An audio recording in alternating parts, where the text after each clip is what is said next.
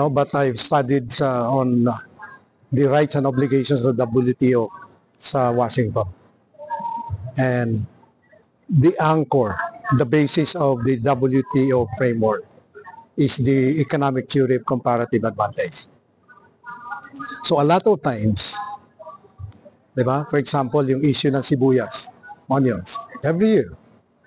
No, the public thinks na pag inaalaw ng gobyerno natin ng importation, the government is being unfair to the onion growers. But if you look at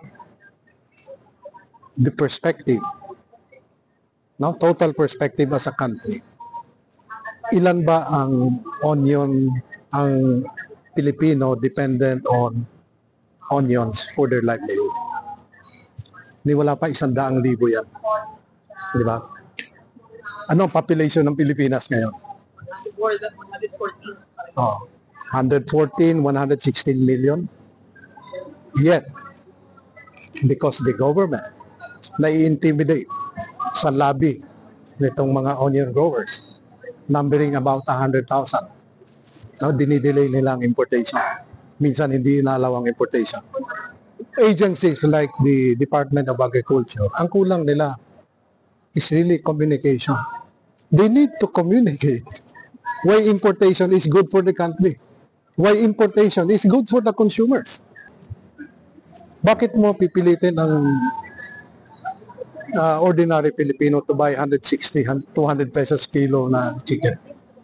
Kung i-liberalize mo ang importation, alam mo, ang manok will be available for 40 to 60 pesos per kilo. Anong ginawa ibibigay mo sa masang Pilipino? Ang importante is for government agencies to appreciate that communication is very important. They have to invest in a very strong communication team to be able to deliver the message to the population.